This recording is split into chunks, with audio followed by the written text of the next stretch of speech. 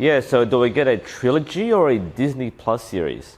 Hi everyone, for those who don't know me, I'm NUSensei. I am an archery coach, archery enthusiast, and I do a lot of archery videos on YouTube, including tips, tutorials, and the occasional commentary on archery in pop culture.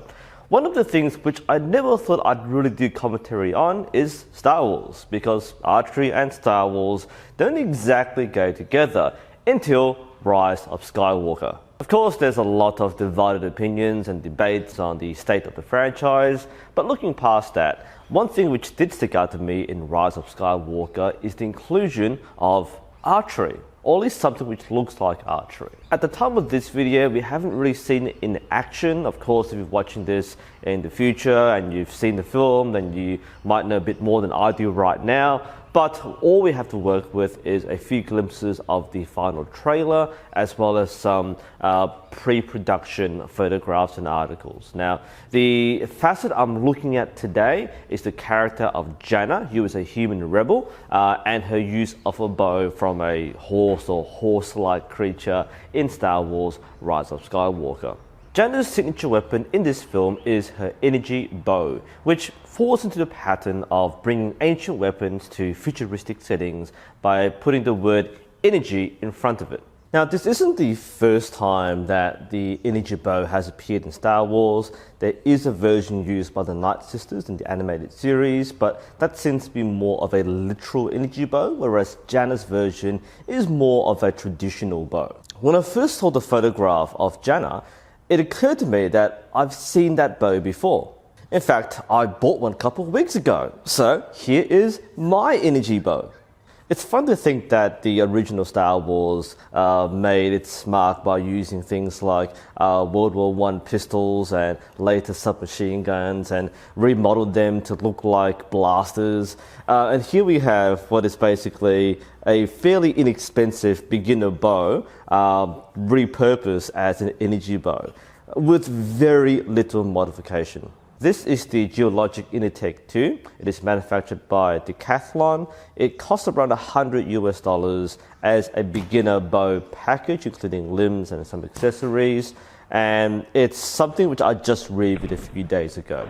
It's quite inexpensive, quite a popular buy worldwide, so it is well known if you're doing budget buys on eBay and so on, and you can buy one yourself for that price. If you compare this bow side by side with the images we see, especially from the visual encyclopedia, which I'm borrowing from Wookiepedia, you'll see it is exactly the same bow. There's no question what the base model was for the prop. You'll see that the contours and the cutouts are exactly the same. Even if you look at the front of the bow, the limb bolts, which are down here, are exactly the same as what you see in the shot. So there is a surprisingly minimal amount of transformation. And normally from Star Wars films, they dress up the props to be substantially different from their base form. So while someone who is an expert might recognize that the blasters are C96 Mausers or Sterling submachine guns, they've been dressed up enough with different colors and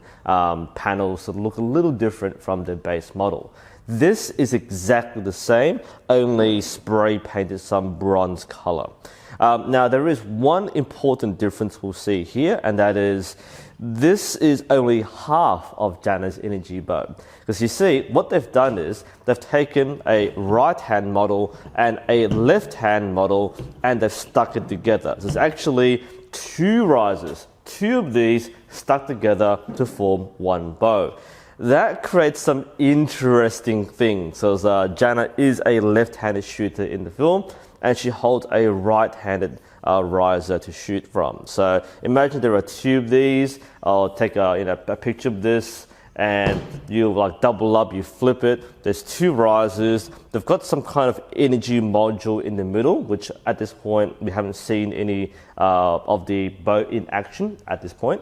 So we don't know exactly how it works. I'd imagine that the arrow or projectile which is shot through this will go through the energy module and do some plasma stuff, who knows. But that is the base model of the prop. It is the Decathlon Geologic Initech 2. That means if you want to cosplay as Jannah in the next convention, then you can buy one or 2 of these, stick them together and have your own energy bow. I'd be curious what the toys will look like because they are using a commercial bow as the base model, but that's what it actually is. Something I'm curious about is whether they've used the limbs incorrectly. This is a common mistake by people who are cosplayers or people working with props who haven't done archery. They will assemble the prop based on what they think it should look like rather than what it actually is. So how it should look like is this. You place the limb in the pocket, and you would normally bolt it in, and with a recurve bow, which is what this bow actually is, the limbs curve away from the archer, hence why it's called a recurve bow. A common mistake by newbies is placing the limbs the wrong way around, so it's backwards and the limbs point towards the archer. This is completely wrong and it might actually destroy the bow. Based on the graphic used in the visual encyclopedia, it seems that they've used a shorter limb, so they've manufactured their own custom prop or limb for the purpose of the film, so it's not these commercial limbs. They're shorter ones, but still face the same direction. So I have a gut feeling that whoever designed the prop has used an incorrect shape for the bow and based their prop on that. I could be wrong, maybe they've intentionally done this to reflect something different, but it's a very common mistake and you shouldn't shoot a bow like this. It's quite dangerous to the bow, it wouldn't really function. Something else I want to touch on is the way that Jannah uses her bow. Now again, this is mostly conjecture. We haven't seen this particular scene in action yet. So once we see the movie, we'll have a better understanding of this in motion. But looking at the photo, there are a lot of things which, as an archer, we'll find out is quite wrong or misleading. Now, what she's done, I'll try to replicate this on a chair, is they've done what looks like the most action scene or action pose possible, where they've taken up all the screen space. So they've got everything facing the camera to look more actionable. They have the quiver on the right side of the saddle of whatever creature she's riding. She's got her leg hooked around the saddle. She's leaning backwards like this. And she's shooting left-handed, so she has the bow in the right hand, and she's pulling back on her left hand. This is as much of taking up space on the screen as possible, and this is the worst possible way to use this kind of bow in this kind of sequence. Firstly, let's talk about her posture. This is not how you ride a horse or a horse-like creature. This is how you fall off a horse. Remember, this is a creature that is charging forward, and we do see this in the trailer. They are riding forward, they are doing the whole charge of the light brigade. So there are riding scenes where they are riding properly. But if this is a shooting action, this is how you fall off the horse. I know there is something here where you're putting your leg around that saddle, but you're putting so much tension in the wrong places to get this posture. So this doesn't seem to make a lot of sense to do this. It seems actually quite dangerous. Now, I don't have a saddle or a horse to show this, but imagine that riding a horse or horse-like creature in Star Wars isn't much different to real life. So you need to have control of the horse. If you're shooting with a bow, then you need to be upright. You might be standing on the stirrups if you need to, otherwise using your thighs to clamp on the sides of the horse, and you will shoot over or around like that. So there's no need to lean back and this whole action pose where you nearly fall off. Another problem raised by this position is how it's actually impossible to get a proper shot off. So what she's doing is she's leaning back on one side with her bow in the right hand, the string pulling back with the left hand, and you have this really bad cross-body position. And you can't get your arm back at all. And from the front view with a different bow, just to show how this will work, so we have that leaning back position, and she's doing this. Okay, so I've got a chair in the way, but she's basically doing something like that. And that is really, really difficult to shoot. A lot of strain on the shoulders. You can't get a clean alignment. And what that means is that if this was a real bow, she wouldn't be able to use it. This is something you could get away with if you're using an elastic band on a prop, and therefore all you have to do is pull it back here and just let it go, just pluck it, and then CGI does the rest. But from a real bow perspective, you can't actually do this.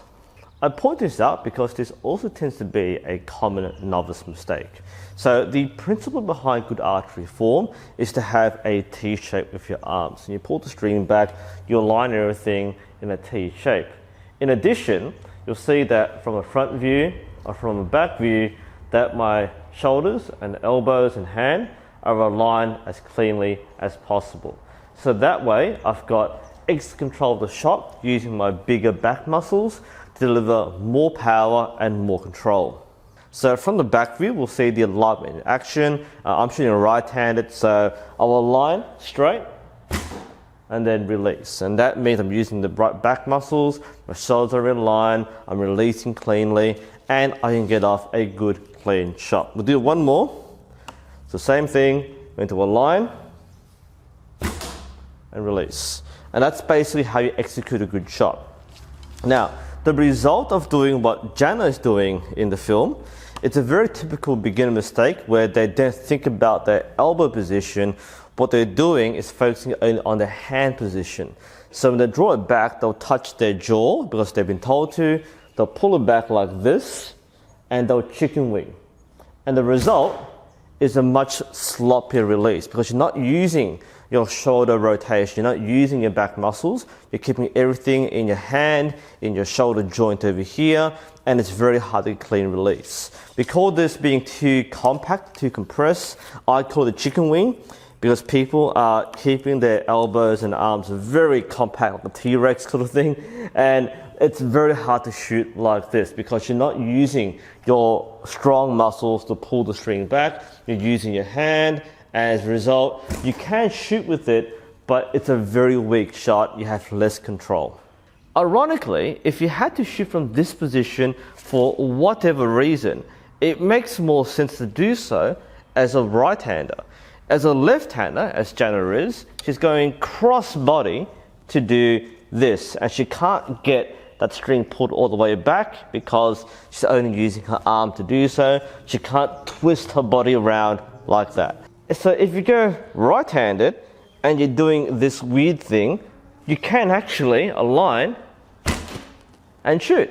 It is hypothetically possible. I find it very uncomfortable and clumsy, but if you had to do it from a right-hand position, you could. So I don't know. It's a little clumsy, but right hand, you can still get that alignment right. Left hand, you can't get the arm back. So that's probably the hallmark of #bad archery, where most people who do archery will look at that and go, that doesn't work. Now, of course, we are working with a futuristic sci-fi energy weapon. Maybe you don't need to have good technique. It will just accelerate and shoot itself, who knows. But for those who are curious about the technique behind it, that's got the breakdown.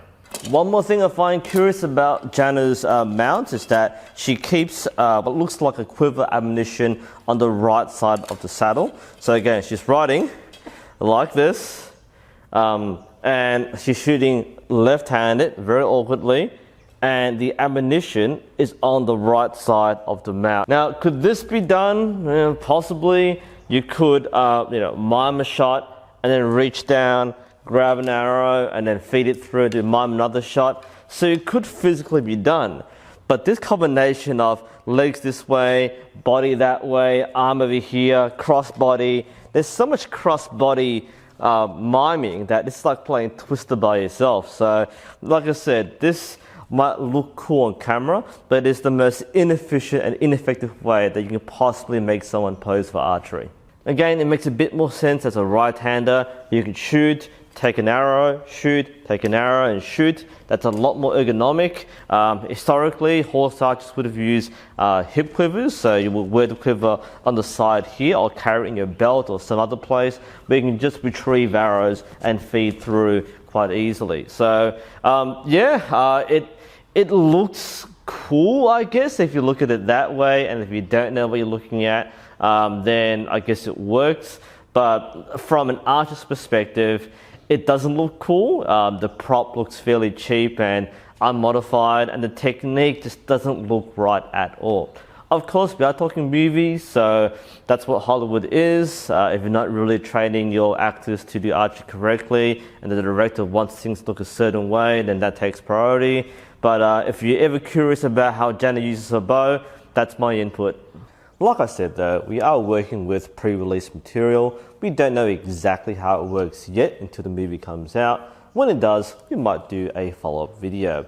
Anyway, what are your thoughts? Do you think this is really cool, or do you think it's another example of bad archery in Hollywood movies? Post your thoughts below. If you want to know more about the bow actually used as the prop, then feel free to check out my Geologic Initech 2 review. I also do other commentaries on future releases like the live-action Mulan. And of course, if you're interested in archery in general, feel free to check out my entire channel.